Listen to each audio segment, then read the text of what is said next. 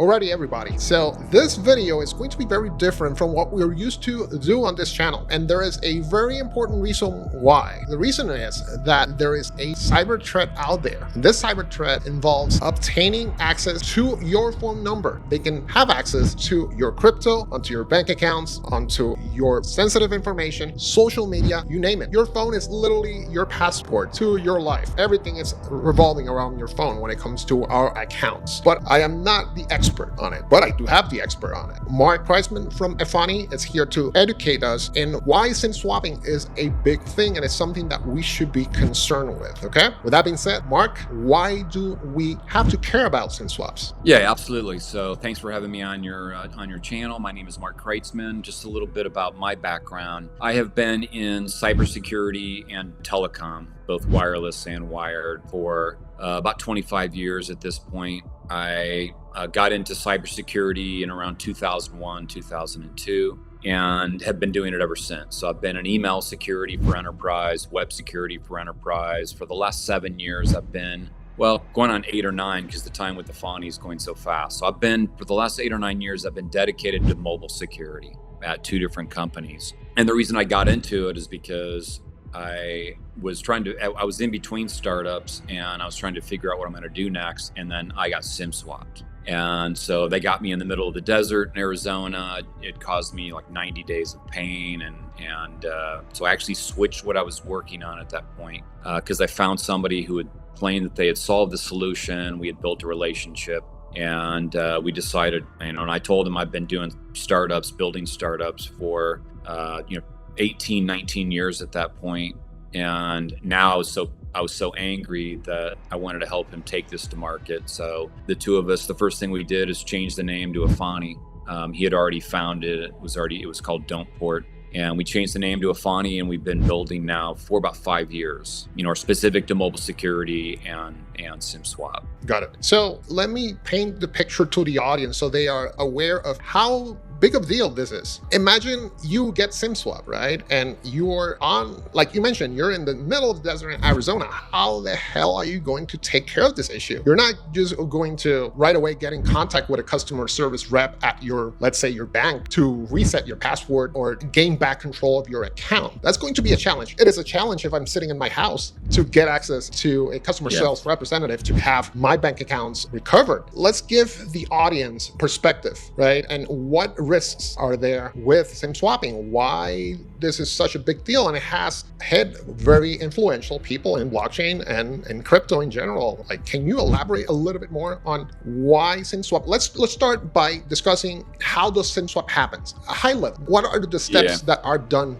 in order for me as a victim to get SIM swap? So just the first thing would be just to clarify to people what a SIM swap is, and so. Because there's legal SIM swaps and then there's the illegal hacking SIM swaps. So a legal SIM swap would be is that, let's say you own an iPhone 11 now, and then tomorrow you go buy the iPhone 15 at the store, and you tell that store employee, now you want your line, your mobile service to be on this new phone. And so they're going to port your service to point from the SIM or eSIM in your old phone to the SIM or the eSIM in your new phone. And that's a legal SIM swap. Now, an illegal SIM swap is that a nefarious person has either bribed a carrier employee or somebody from the outside's got an insider at a carrier or a store, third-party store, or an independent retailer that they're working with to run a scam on you.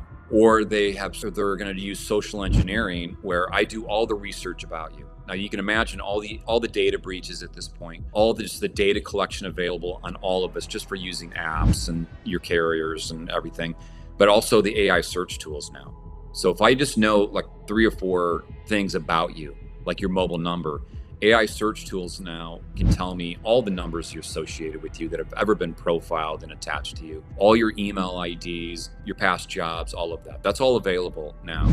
And so through social engineering, where I would call the carrier and pretend I'm you, and it's going to be some kind of story where, there's an example on the internet where a hacker shows where she puts a crying baby from YouTube in the background and then pretends that, oh, I've got this crying baby and I've got an emergency. My husband told me I better, add my name to the line. And that's social engineering of tricking people. And so there's really no penalty for doing it too. Like, so I could call 100 stores and say, I'm Renee, and pretending to be you. And if they say like, oh, I can't verify you, there's no penalty in it. And then I get to that 101 store, I may have learned information along that way. I could also go into physical stores and, and attempt to do it and say, I'm Renee, and at some point in time, maybe there's a store that says, okay, like I'll let you buy a phone and add a line on, your account. And so, there's a number of ways, but it's the fact that they're pointing your mobile service from the phone in your hand to a phone that could be your next door neighbor. They could live below you, above you, but they could also live 4,000 miles away or actually be in a different country in order to pull this off. And all they're doing is getting your carrier's network to point that mobile account to their phone. You gave explanation on what a reconnaissance attack is, which is basically I'm going to obtain chunks of data, and then we are going to be grabbing that data, and then we should be able to write up a profile of an individual. Then from there we can go ahead and perform the attack. Yeah, and Princeton did a study on this too, and it's online. People can Google it. But Princeton did a study, and they did a study over the 5 largest carriers in the U.S., and they were successful SIM swapping 79.8% of the time. And for the ones where they didn't, they got birth dates, they got start dates of the service, other info. So if they had kept doing the study, it probably would have gone closer to 90%. Now in terms of what happens and why you need to be worried about it, and I'll give you the specific case of what happened to me. And because mine's not the worst case, but so I'm driving in the desert, and I'm going to meet my parents. My parents lived in southern Arizona, and I happened to be right in the middle of Tucson and Phoenix. And all of a sudden, my mobile service went out, and so I start to panic because I get this error, no network detected, which is the sign of that your mobile account has been disconnected from your phone altogether. And I started to think, oh, what's going on? So now I'm thinking, like, do I stop at a gas? I have no other phones. Do I stop at a gas station? Do I stop at a Walmart? And all I see is desert, every direction. And so the nearest Walmart was probably going to be 30 minutes, 35 minutes anyway. So I drove the 45 minutes to get to my parents' house because I didn't want to go into a Walmart and then tell people like, hey, can I borrow your phone? I just got mobile hacked, and they're going to think I'm a hacker. And so I drove the 45, and then when I got up to my parents' garage, the Wi-Fi kicked in and 6 password resets went up my phone. And so now I'm like, okay, my fear is now reality. And so I ran in, and my dad's like, oh, I haven't seen you in a long time, so good. And I'm like, yeah, get out. I got a call. And so I called the carriers, and now they think that I'm the hacker. So I call them up, and I'm like, I got my mobile account stolen away. I need to know what's going on. And so they're thinking now, and they're like, and I'm in panic, and they're like, okay, what's your PIN number? And I'm like, oh, God, I can't remember it. And so the authentication of me took probably 3 times as long, and that was after the queue to even get to them. So the whole time I'm thinking these hackers are like getting into more and more, and then finally the guy says like, oh, your mobile account was moved up to a different phone, and I'm like, by the way, how am I even calling you then? I'm using my mobile phone. I called you in panic, and it worked somehow. And he's like, oh, that's a good question. And he looks and he says that they moved your mobile account out for 61 minutes, and then they moved it back to your phone. And so now I'm super freaked out. And all I cared about at that point was, how do I try and secure this? And then I need to get out the phone to figure out what information has been taken. So they got into like a cloud account, like a Box account, an iCloud account, 2 crypto accounts, where one they stole crypto and one I had nothing in it. Thank God for that. So they got into an email account, and then they got into a bank account, but it was also a bank account where I only kept a very minimum amount. But they didn't have enough time to take anything from that. So the reason you need to understand this threat is because when somebody steals your mobile account away, and especially if they've done research on you, and they're going to go to all the top banks, all the top crypto wallets and exchanges, and they're just going to go forgot password. And if you have SMS as the authentication, like, it's done. They now own that account. If it says enter your 6-digit authenticator code or anything like that, now they know that they have to get into an authenticator app.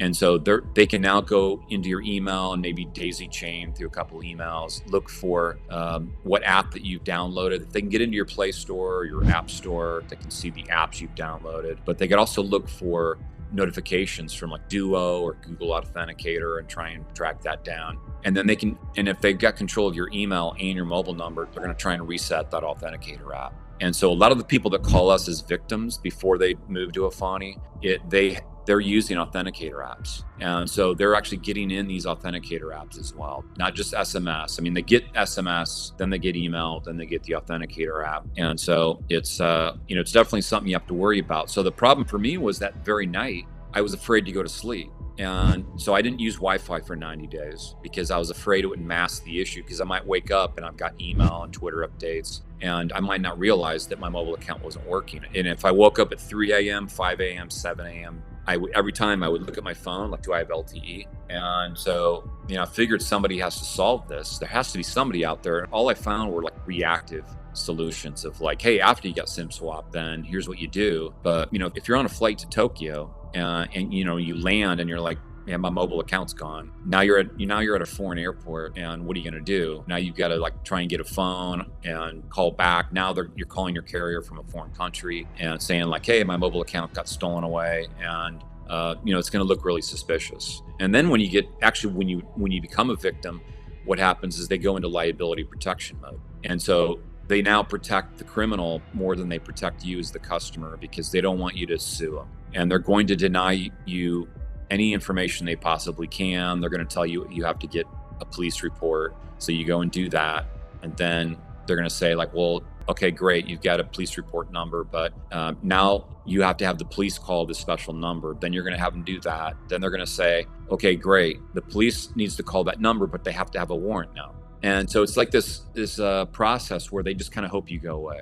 And then what people are going to find is if they lost enough, whether it's data that hurt their reputation, their business, or money, and they want to sue, they're going to find out that all the carriers have slipped in arbitration clauses. And so now you're going to have to go to arbitration court, where you're going to have to settle for, say, 35-40% on the dollar if you got money stolen from you, and go to arbitration court. And then from that 35-40% that you might get rewarded, you're going to have to pay a percentage of that to your attorney. And that's just how it works. And the carriers have done the math, where it's cheaper for them to have the SIM swaps occur, pay out a smaller percentage in arbitration than it would be to hire thousands of people to try and do what we do. And that's why we're not worried about the carriers doing what we do, because they have too many holes in the process, and they would have to hire, the process to get verified would be so difficult. They would become nonprofit type organizations. Yeah, and the fact that most major carriers outsource the customer service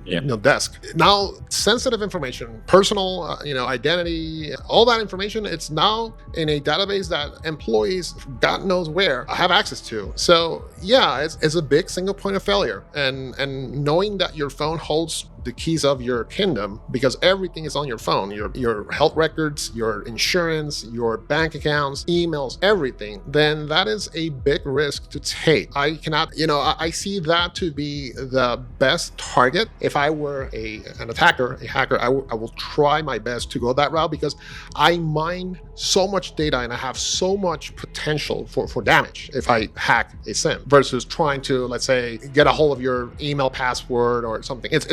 There's more effort to do it if I go traditional route into password breaking and whatnot. It takes more effort than SIM swap, because SIM swap is human to human interaction, right? Like I just need to have an acquaintance inside the mobile carrier to do that for me, and we the profit. I'm gonna say, whatever we stole from that user, then we split the profit. So yeah, it's a big thing. It's definitely a big thing, and it's something that we definitely need to take care of. Yeah, there's been rings that have been busted inside of carriers where it's 3 or 4 or 5 people that are working together and they target people. And if you think about it, you call into these 800 numbers that are, whether it's in the US or they're going to the Philippines or other locations, and these people, you're giving them your verification info, and so they could just document that on the side, right? Put that and then go home, put that in a spreadsheet, or have a recorder that's recording this so that they can't get caught, if there's cameras looking at them. And they take that home, and then they just, every time they get 100 of those, sell them. There's SIM swap forums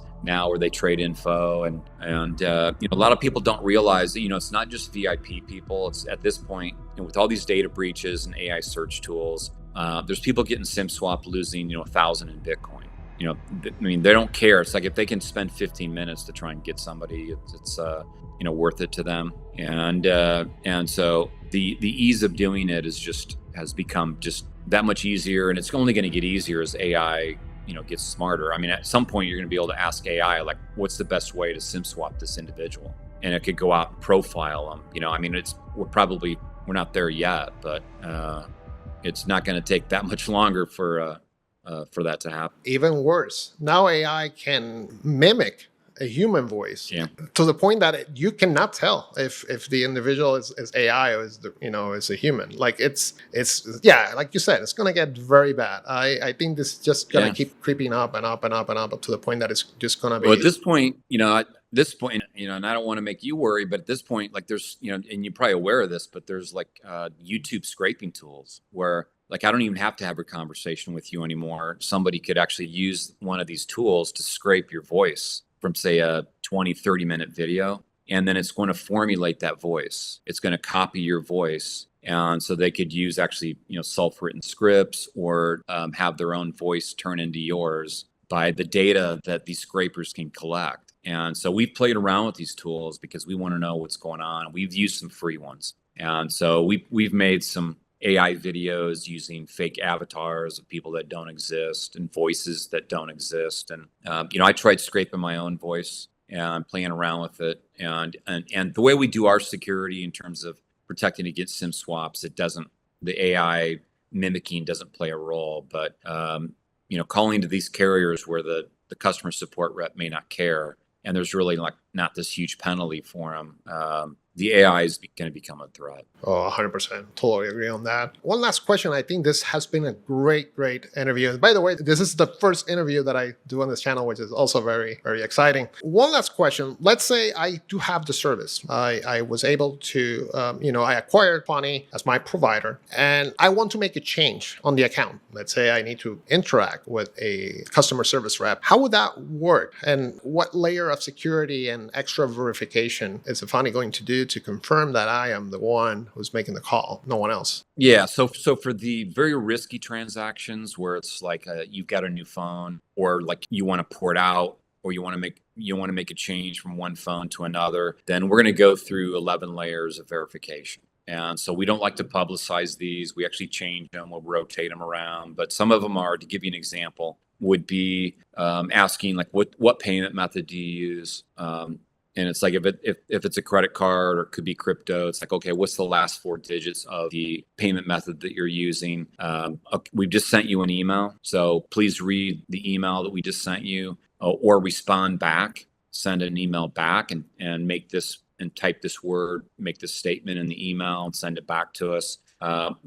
We may look to see if somebody's using a VPN and trying to mask themselves. So if somebody says that I'm traveling in Mexico City, or I'm in New York, I'm at my home, but they're actually in Belarus or San Francisco or Miami, then that could be suspicious. That may lead us to like actually do more steps. And so some of the steps are going to be very kind of logical steps, and there's going to be 1 or 2 or 3 steps. They're going to be ones that you're not going to see. And so, but it's not meant to be difficult. It's not meant like, but if it's something very simple where it's just like, I'm going to travel to London for 2 weeks, so can I have the free mobile data, for example? Then there's really no like security risk of the like SIM swap or anything like that. So the steps may be only like 4 or 5 steps. And then we can go ahead and add that, and it's fairly quick. But when it's one of the risky transactions, where if somebody calls us up and says like, can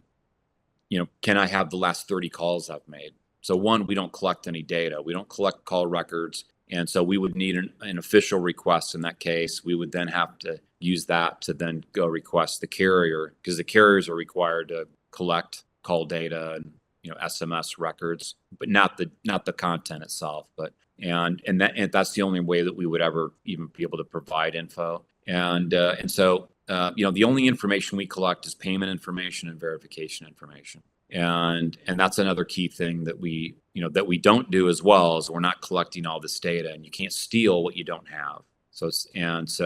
And then one thing I wanted to clarify about our service is that we do become somebody's mobile carrier. So to use Efani, you would be switching your mobile carrier to Efani. So we resell AT&T, for example. And so if somebody wants to use AT&T through Efani, the couple major things that's different about going direct with AT&T is that, one, that we lock out all of AT&T employees their call centers, their stores, third-party stores, and independent retailers from having access to your account. And we also don't provide AT&T your information. And if AT&T already had it, we have a special process where we're deleting that info. So to AT&T, your mobile number now looks like it's fresh, it's brand new, and they don't know who owns that number now. So our customers are hidden behind Efani, and Efani has multiple names, and so AT&T knows the customer. To them, it looks like you're a VIP, anonymous executive at a company that's a name that Efani owns, but it's not Efani. And so even Efani's hidden behind them. And it's to the point where if you went into AT&T with your passport and your driver's license and answered any question they wanted, and you just said, like, can you tell me how much data I've used? They're going to try and help you. And then they're going to say, like, there must be somebody else you can call. We can't access your account. And this is important because AT&T, for example, just got breached for 71 million records. And that's name, social security, email, mobile number, and other information. That's 71 million people whose names out there. And so if you're an Efani customer and you're using the AT&T option, you can't steal what AT&T doesn't have. And so our customers were safe, and they're our customers, they're not AT&T, so they wouldn't even be part of the 71 million records. But AT&T doesn't have those records anyways. And so we do become the carrier for our customers. And I just wanted to make sure. And then we provide the mobile service, SIM swap security, the privacy from the carrier and all the prying eyes of phone stores and employees, and then a $5 million insurance policy to back it up. So our business could be summed up as in we provide mobile service and we're protecting a $5 million insurance policy. That's the major difference between somebody on our side going, hey, I'm a little suspicious. I got to protect this $5 million insurance policy, because that's our reputation, that's our business, as opposed to a carrier employee or a store employee who works at a third-party store who's barely been vetted, that may not care, or they may care in the sense that they've targeted you. And so we have to protect that insurance policy. So, that's why we don't sell data. We don't give anybody data. We don't want to collect records, because those are all loopholes. Those are all holes in the process that can be utilized, by hackers. Awesome. This has been a great interview and very valuable for the audience to know that if they are handling their phones, through the traditional way of mobile accounts, where either you have AT&T, T-Mobile, any other name, brand, mobile provider, then you are at risk. And the bigger your, I'm going to say the exposure that I'm not going to say the exposure, your level, the higher you are, the higher you're the target. So it's kind of a big deal to understand the risk if you are not taking this in consideration. And to end up this meeting, I think, let's say, imagine yourself, you get SIM swap. What will be the first thing that your attacker will target once they get the phone, once they get that number? You put it, start thinking about that. Let's say, well, I have a crypto account with more than $100,000 worth of coins. Then what's their first target once they got your number. So it's something that you have to do a self-assessment of what will be the risk if you get SIM swap. What is that loss if you don't protect yourself, right? Well, Mark, I really appreciate your time on this interview. This was great. Very good info out there. And for the audience, there's a promo code, like I mentioned at the beginning of this video, of $99 when you enroll with Efani. Thank you so much for having us on this interview, and we'll keep in touch. I appreciate. Thanks for having me on. If I'm your first interview, you probably need to do more of these. You did a really good job, whether you did 10 or 20 of them, and I enjoyed it, and I appreciate it. Awesome. Thank you so much. Will do. Thank you. All right. This is how easy it is for a cyber criminal to gain access to your banking accounts, your crypto exchange, your social media accounts, and other sensitive information. Step 1, know your phone number. Step 2, find who is your mobile service operator. Step 3, cyber crime actors usually work hand in hand with employees directly inside your mobile service operator. They will grab your number and port to a brand new SIM card. Now that they got access to your phone number, they can go ahead and request a password reset to your banking account, to your crypto exchange, to your social media accounts, and any other type of account that holds sensitive information. Why? Because now they are in control of your phone number. They can grab that one-time one-time passcode that will be sent to the number and perform the password reset. Do not take chances. It is not if, it is when it will happen to you. But there's an answer. Efani. It is a military-grade, multi-level, secure mobile operator, protecting you, your privacy, and assets from a rapidly growing type of cyber fraud that has gotten highly influential individuals in social media and blockchain. Use the promo code NET2DEV to receive a $99 discount when enrolling. Link on this video description.